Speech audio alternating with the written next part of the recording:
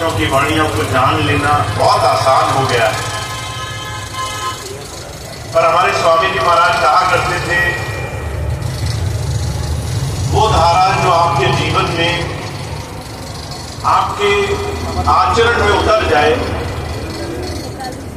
उसके साथ हमारा आत्मसात हो जाए, वो सत्संग की धारा है। तो आज हम ऐसे ही कुछ बातों का संकल्प अपने जीवन में ले सकें इस शुभ घड़ी में, इसलिए आज हम यहाँ मौजूद हैं। हमारे जीवन का, इस मनुष्य जीवन की बड़ी महिमा संतों महापुरुषों के सानिध्य में कही गई है। अभी चौहान साहब एक शब्द पढ़ रहे थे, तेरी महिमा को शब्दों में सुनाया जा नहीं सकता, तेरे उपकार का बदला चुकाया जा नहीं सकता। हम अपने जीवन में इस मनुष्य शरीर की जिस बड़ाई को, इस मनुष्य जीवन की जिस विशेषता को जानना चाहते हैं, जिसके लिए हम जीवन पर्यंत हर घड़ी हर क्षण बेचैन रहते हैं, चलायमान रहते हैं, आगे बढ़ने की कोशिश करते रहते हैं, आखिर वो मनुष्य जीवन की विशेषता है क्या? आपने देखा होगा दुनिया का हर एक इंसान किसी न किसी दौड़ में है। अगर हमारे जीवन का लक्ष्य हमें मिल गया होता तो हमें जहां हम बैठे हैं वहीं सुख रहता है। हमें न कहीं आगे जाना होता, न कहीं पहुंचना होता। जहां हम हैं, जिस जगह पहुंच चुके हैं, वहीं हम सुखी रह लेते हैं। पर जब भी आप किसी से पूछोगे, आपको पता चलेगा कि हर एक इंसान किसी दौड़ में है, कहीं पहुंचना चाहता है।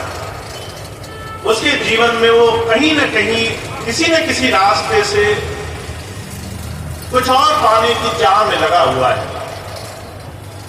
अभी थोड़ी देर पहले एक बहन भी मुझसे कह रही थी कि भैया जी इतना समय हो गया, ना जाने क्यों फिर भी मन में ये रहता है दूसरे के पास जो है वो मुझे मिल जाता है, दूसरे के पास मुझसे ज्यादा है। ये दौड़ कि मैं जहां हूं और आप जहां हो, इसके बीच का फासला मिट जाए। महाराज जी कहा करते थे, इसको अगर आप गंभीरता से समझें तो इंसान की जरूरत है। हर एक मनुष्य खोजी है, एक सनातन सत्य को खोज रहा है, जीवन में कुछ पाना चाहता है जिससे जीवन में ठहराव हो जाए। और हमारे जीवन में बहुत कम क्षण ऐसे होते हैं जब हम अपने जीवन में किसी सही रास्ते को समझ पाए। मुझे बड़ी अच्छी तरह से याद है, एक बार एक भाई स्वामी जी के पास गया, जाकर कहने लगा, स्वामी जी मुझे बड़ी परेशानी है, तकलीफ है, आप कुछ दया करें। स्वामी जी ने उसे कहा, नाम ले लो। तो कहने लगा, नाम लेना तो ठीक बात है, पर आप दया कर दो। 2 दिन बाद उसने ये बात दोहराई। स्वामी जी कहने लगे, तुम चमत्कार की उम्मीद लेकर आए हो, तुम चाहते हो फटाफट तुम्हारे काम बन जाए, लेना देना यही निपट जाए, नाम कौन ले, भजन कौन करे, ध्यान कौन करे, इस झगड़े में कौन पड़े, फायदा हो जाए, फटाफट काम बने, हम आगे बढ़े। ये वो स्वार्थ का जगत है जहां हम बिना कुछ सब कुछ पा लेना चाहते हैं। ऐसे जीवन में जहां हमें अध्यात्म संतों का सानिध्य सिर्फ चमत्कार दिख रहा है, एक नहीं दूसरा, दूसरा नहीं तीसरा। अगर बाहर चले जाओ, कोई चमत्कार की उम्मीद सुना दे आपको। अगर अभी आपको कोई बोल दे कि फलानी जगह जाते, तो वहां जाते ही तुम्हारा काम बन जाता है। तो मैं आपको शर्त लगाकर कहता हूं, आप अगली टिकट वहां की कटा लोगे कि वहां जाने में जल्दी काम बनेगा। पर इतिहास गवाह है, परमात्मा का विधान है, जब तक तुम सफलता का कर्ज नहीं चुकाओगे, जब तक तुम अपनी आगे आने वाली उपलब्धि के पीछे की मेहनत पूरी नहीं कर लोगे, तब तक तुम जीवन में आगे नहीं बढ़ सकते। और मैं ये नहीं कह रहा कि ये सिर्फ मेरी बात है, आज से 600 वर्ष पहले कबीर साहब ये बात कह गए हैं। कहते हैं करते नहीं मुंह के बड़े लबार, जिनके मुख काले होंगे सद्गुरु के दरबार। कहना और करना दो अलग अलग चीजें हैं। का हमें कहना तो आता है, हमें करना नहीं आता। कहने और करने के बीच का भेद, यहीं पर संतों की दया महर, उनके जीवन का आदर्श, उनकी शिक्षाएं, उनका आत्मानुभव शामिल है। और भला संत महापुरुष संसार में आकर इतना मेहनत की बात क्यों करते हैं? मुझे कहा करते थे, पहले उन्होंने खुद मेहनत करके पाया है। पहले दाता सिख भया जिन तन्मन अर्पा शीश, पाछे दाता गुरु भया जिन नाम करी बख्शीश। किसी संत को अगर आप देखोगे तो वो बना बनाया नहीं, उसने संसार में आकर के उस प्रभु ज्ञान का कर्ज चुकाया है। उसके लिए उसने दिन रात जाग करके जीवन में उस साधना के पथ पर चलने के लिए अभ्यास किया है, जीवन में बदलाव किया है। वो तमाम चीजें जो हमें दुख देती हैं, दुखों के कारणों को धीरे धीरे जीवन में बदलाव में लाया है, अभ्यास की तरफ बढ़ा है। तो हम कहां से शुरुआत करें? कई बार हमारे मन में प्रश्न आता है, हमने बहुत सारे महापुरुषों की वाणियां सुनी, सत्संग सुने, आजकल तो आप फोन खोले, मोबाइल पर ऑनलाइन ही आपको अनगिनत महापुरुषों की वाणियां दिख जाएंगी। कई बार प्रश्न आता है, कहां से शुरू करें? किस जगह हम चलना शुरू करें? कहां से हमारी शुरुआत होगी? तो मैं हमेशा एक चीज जो मेरे जीवन का आदर्श रहा है, वो सबको बताने की कोशिश करता हूं। महाराज जी इस बात को कहा करते थे, उनके 5 बड़े नियमों में इस एक नियम की बड़ी भारी विशेषता रही है। महाराज जी कहा करते थे, कुछ पाना चाहते हो तो विनम्र हो जाओ, बी हम्बल। अगर आप कुछ पाना चाहते हो तो विनम्र होना पड़ेगा।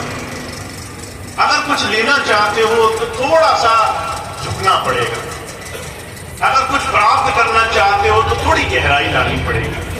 कुछ प्राप्त करने, कुछ अपने जीवन में समाने के लिए थोड़ा सा पात्र बनना पड़ेगा, पात्रता बनानी पड़ेगी। Be humble. अपने जीवन में अगर आपने कुछ पाने के लिए किसी स्रोत के नीचे आना शुरू कर दिया है, तो आपको कोई भी उस प्रभुधारा, संसार, भौतिक सुख, शारीरिक दुनिया की किसी भी आयाम पर कुछ भी पाने से नहीं रोक सकता। कबीर साहब कहते हैं, कबीर साहब आज से 600 वर्ष पहले बहुत सारी चीजें कहते हैं। कहते पानी ऊंचे ना टिके, नीचे ही कह रहा है, नीचा होवे भर पिए, ऊंचा प्यासा जाए। अगर आप किसी पानी के स्रोत को देखो तो पानी पीने के लिए हमेशा पानी के नीचे जाना पड़ेगा। पानी का स्रोत भरा हो, आप ऊपर खड़े रहो, उम्मीद लगाओ पानी खुद आप तक आ जाए, माध्यम बनना पड़ेगा। अगर आप थोड़ा सा विनम्र हो जाओ तो आपके जीवन में चमत्कार हो सकते हैं। अब आप सोचते हो कि हम तो बहुत विनम्र हैं, विनम्रता की कहां कमी है? लोग आते हैं सबसे पहले हम ही नमस्ते करते हैं, लोग आते हैं सबसे पहले हम ही पानी पूछते हैं। कोई हमसे मिलता है तो हम उसकी पूरी स्वागत सत्कार आओ भगत करते हैं। महाराज जी कहा करते थे, स्वागत सत्कार करना विनम्र होना नहीं होता, नमस्ते करना विनम्र होना नहीं होता। जीवन में सिर्फ दूसरों के सामने कुछ नियम अपना लेना विनम्र होना नहीं होता। विनम्रता की पहचान तब होती है जब आप कठिन परिस्थिति में होगे, जब आप परेशानी में होगे, तब आप कैसे जीवन में विनम्रता लाते हो।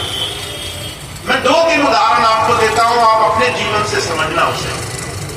अभी कुछ दिन पहले मुझे एक बच्चे ने एक पत्र लिखा, कहने लगा मैं बहुत दुखी हूं, मेरे माता पिता बहुत पुराने सत्संगी हैं, सत्संग में जाते हैं, सेवा भी करते हैं। मुझे एक बात का बड़ा दुख है, मैं आपसे जवाब चाहता हूं। तो उसने मुझे एक पत्र लिखा, कहने लगा मेरे घर में शादी थी, पिताजी थोड़ा सा नियंत्रित करने वाले स्वभाव के हैं, हर चीज अपने आप करना चाहते हैं, सब लोग उन्हीं के हिसाब से चले। शादी का माहौल था, घर में लोग आए, माता जी को जबरदस्ती की कि तुम भी सबके साथ नाचो। माता जी के सबके स्वभाव के साथ थोड़ा सा मिल गई, पिताजी गुस्सा हो गए और उसी समय उन्होंने बिना ये देखे कि माहौल क्या है, समय कैसा है, लोग खड़े हैं, उन्होंने अपना गुस्सा दिखाना शुरू कर दिया। फिर घर गए तो अभद्र भी हो गए, हाथ पैर भी चलाए और शारीरिक कष्ट भी दिया। कहने लगा मैं बहुत परेशान हो चुकी हूं, मुझे लगता है मैं अपने पिताजी को क्या बोलूं, बोलता हूं तो जो है पिता की बात खराब हो गई, और अगर नहीं बोलता तो ये कष्ट देकर चुप होना भी गलत है। अब वो मुझसे जवाब मांग रहा है, कह रहा है भैया जी क्या करना चाहिए, ये सत्संगी कैसे हुए, ये धर्म को मानने वाले कैसे हुए, जीवन में ये अच्छाई की तरफ जीवन जीने वाले कैसे हुए जब आचरण नहीं बदल रहा है। तो दुनिया के सामने और दुनिया के पीछे दो अलग पहलू हैं जहां हमें अपने आप को परखना पड़ेगा।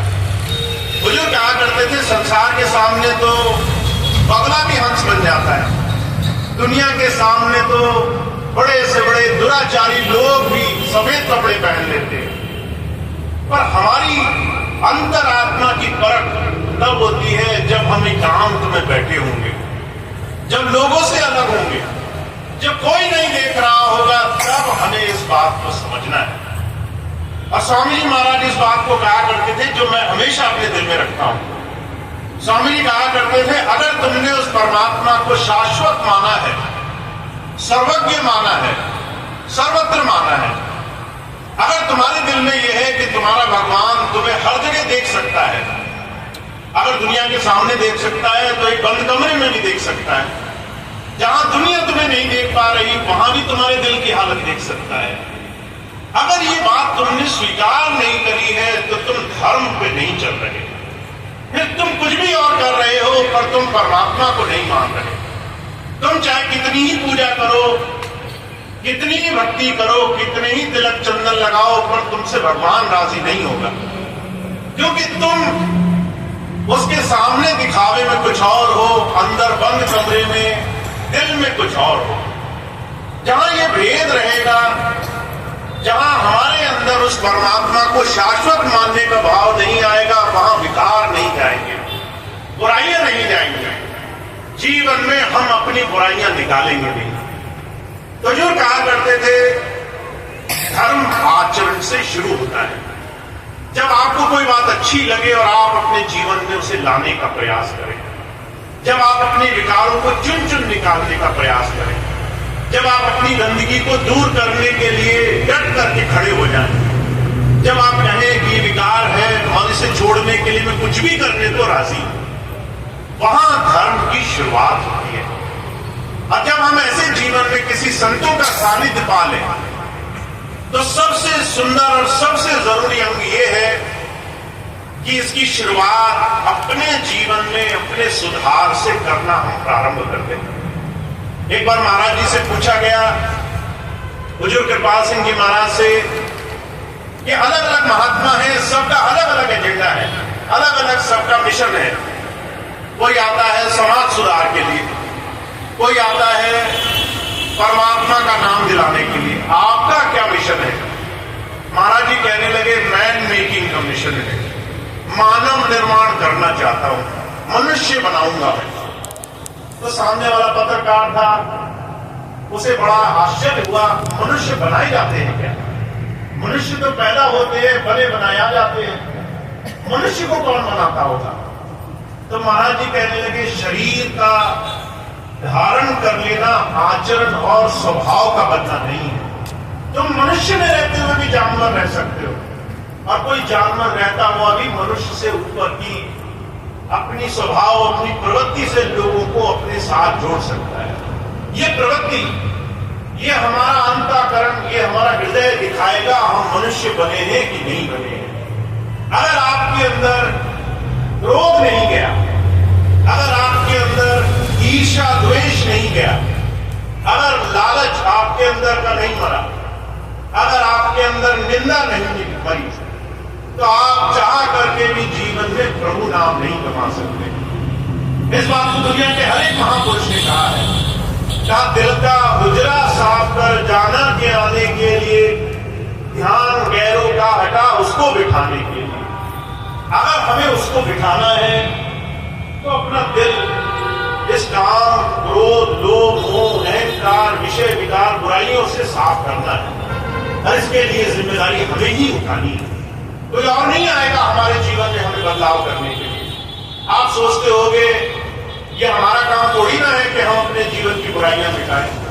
क्रोध आ गया तो आ गया, परमात्मा का दिया हुआ है, हमने थोड़ी ना लाया है।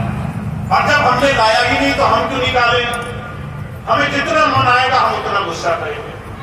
और जो कहा करते थे कोई नहीं आएगा आपकी इन विकृतियों को निकालने के लिए। इसके लिए हमें खुद जागरूक होकर के अपने जीवन में अपने आप को आगे बढ़ाने के लिए प्रयास करना पड़ेगा।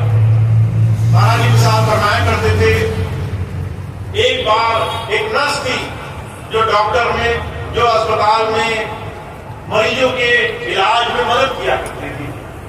जब उसने पूरा जीवन काट लिया, जब वृद्धावस्था में आ गई, जब जो है वो ऐसी स्थिति में पहुंच गई कि कभी भी जा सकती है शरीर छोड़ करके, तो एक जो है बच्चे ने उससे पूछा कि तुमने तो सारा जीवन सेवा करी, तुम्हें क्या लगता है कि तुमने जीवन अच्छा किया?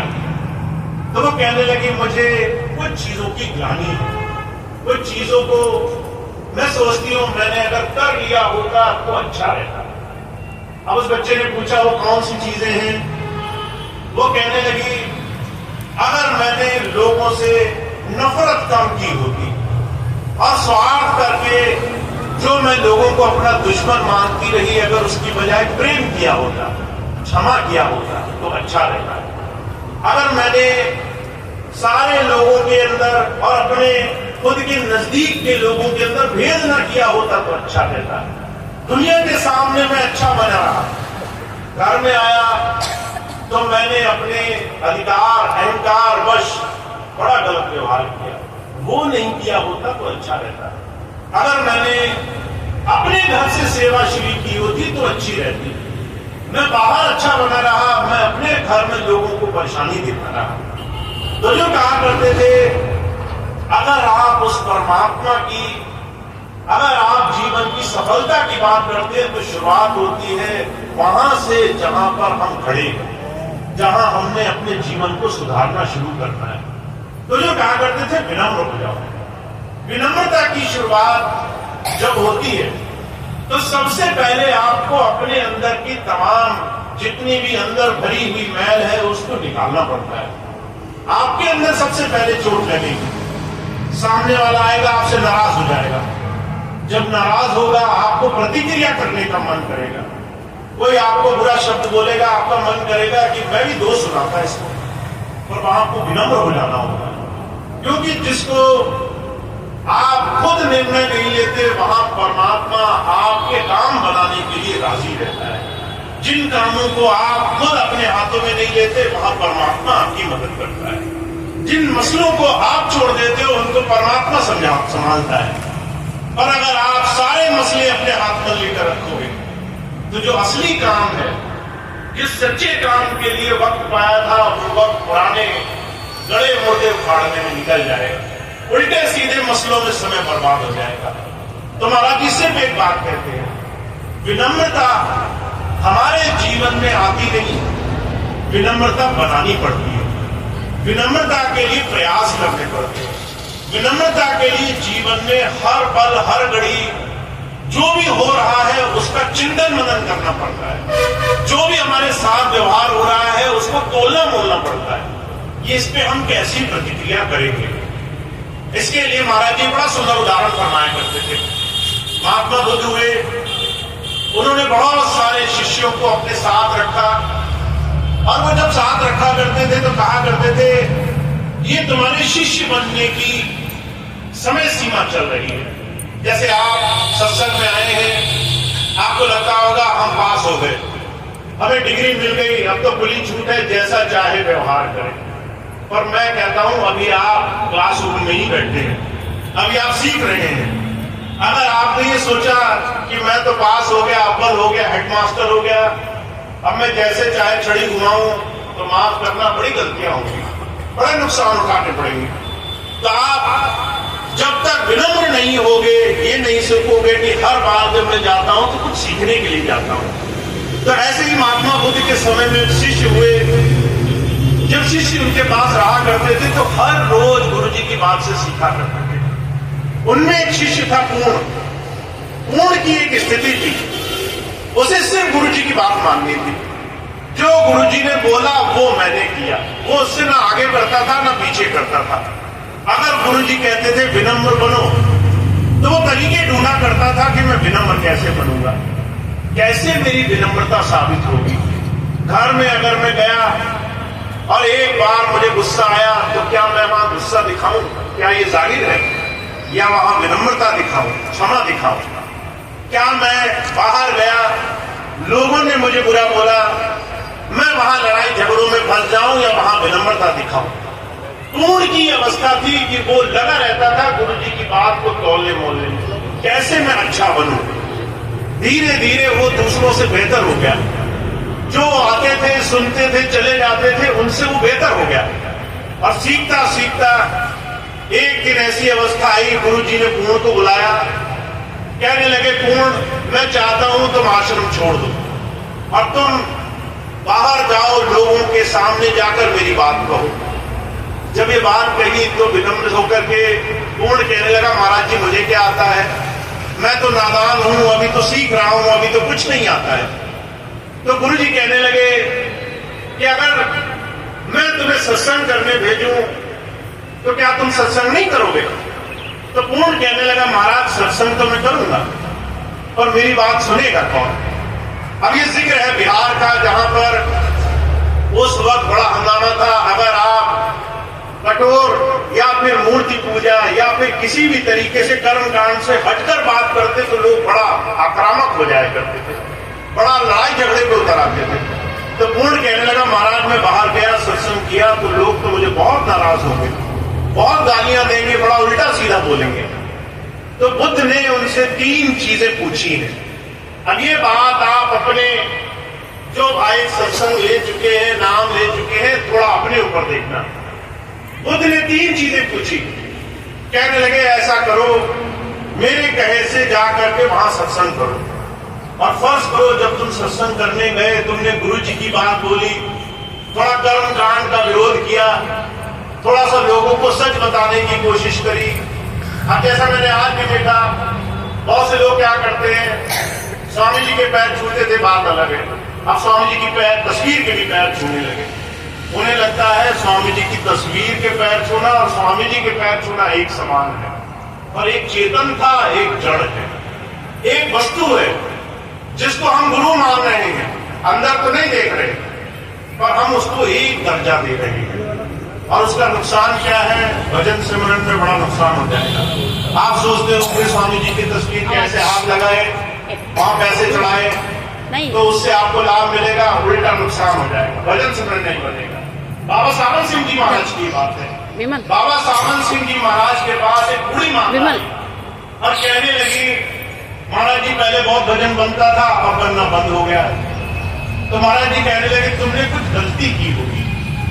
अब ये बात सुनी तो माता कहने लगी मैंने तो कोई गलती नहीं की। तो ये बात कह करके महाराज जी ने एक एक सारी चीजें पूछी। कहने लगे पिछले सत्संग के बाद तुमने क्या क्या किया? तो वो कहने लगी मैं तो रोज की तरह घर में जीती थी। एक दिन घर वाले कहने लगे हरिद्वार चलो, मैं हरिद्वार चली गई। बाबा जी कहने लगे कोई नुकसान नहीं है। फिर क्या किया? कहने लगे लोगों ने कहा कि गंगा स्नान कर लो, मैंने गंगा स्नान कर लिया। बाबा जी कहने लगे इसमें भी कोई बुराई नहीं है। फिर कहने लगे कि लोगों ने कहा गंगा माता है, हाथ जोड़ लो, मैंने हाथ जोड़ लिए। बाबा जी कहने लगे इसमें भी कोई नुकसान नहीं। फिर कहने लगे लोगों ने कहा गंगा माता है, इसमें सेवा चढ़ा दो। मैंने जेब से पैसे निकाले और सेवा चढ़ा दी। बाबा जी कहने लगे यहां गड़बड़ हो गई।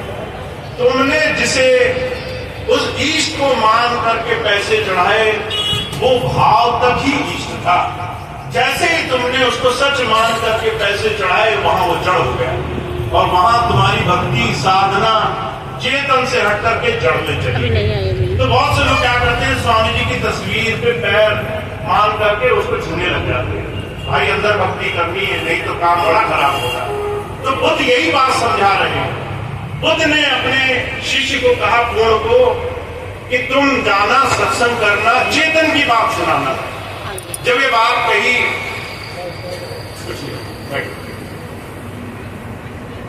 तो ये बात जब कही तो जो है बुद्ध कहने लगा महाराज मैं जाऊंगा तो लोग बड़ा नाराज होंगे, लोग कहेंगे तुम कर्म कांड छुड़ा रहे हो। तो बुद्ध ने कहा मैं 3 सवाल पूछता हूं। अगर तुम गए और लोगों ने तुम्हें तुम्हारे सत्संग को सुनने के बाद नाराजगी जाहिर की, आ करके बुरे बोले, शब्द बोले, बड़े बोले मारे, तो तुम क्या करोगे? तो बुद्ध कहने लगा महाराज मैं तो बड़ा गरीब आदमी हूं, मैं क्या कर सकता हूं? मैं तो मनी मन शुक्र मनाऊंगा, धन्यवाद करूंगा आपका। अच्छा हुआ ये लोग गालियां निकाल रहे हैं, कम से कम गाली ही निकाल रहे हैं। अगर ये पीटने लग जाते मुझे तो कितना बुरा होता। जब ये बात कही तो महात्मा बुद्ध बहुत खुश हो गए। कहने लगे विनम्रता का भाव आ गया, लड़ने नहीं गया। जिसने जो है दूसरे को क्षमा करके अपने गुरु से प्रार्थना कर ली उससे अच्छा क्या है। दूसरा सवाल पूछा बुद्ध ने। कहने लगे अगर वो तुम्हें मारने ही लग जाए फिर क्या करोगे? तो कहने लगा महाराज मैं तो आप ही के सामने विनती करूंगा कि बड़ी आपकी दया मेहर है, सर मार रहे हैं, जान तो नहीं ले रहे मेरी। अगर मेरे को जान से ही मार दे तो मैं क्या कर सकता हूं, मैं तो अकेला आदमी हूं। जब ये बात कही तो बुद्ध और खुश हो गए। तीसरी बात पूछी, कहने लगे अगर जान से ही मार दे तुम्हें तो क्या करोगे? कहने लगे फिर तो मैं बहुत ही खुश हो जाऊंगा। मैं कहूंगा जंजाल निकट गया, रोज रोज के झंझट छूट गए। लोग कहां समझ सकते थे कि मैं कहां लगा हूं। आज आपकी कृपा हुई, एक ही बार में निपटारा हो गया। जब ये बात कही तो बुद्ध कहने लगे तुमने वो समझ लिया जो लोग आज तक नहीं समझ पा रहे। विनम्रता का कि तुम्हें संसार में जाकर अगर खुद दुनिया के फैसले करते हैं तो तुम्हें संसार में दुख के अलावा कुछ मिलेगा नहीं। और चारों तरफ जो लोग तुम्हें दे सकते हैं वो तुम ले नहीं पाओगे अकड़ के कारण।